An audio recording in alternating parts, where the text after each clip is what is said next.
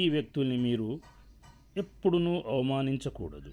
ఇబ్బంది పెట్టినా అవమానించినా మీకు ఎన్నో కష్ట నష్టములు సంభవించును.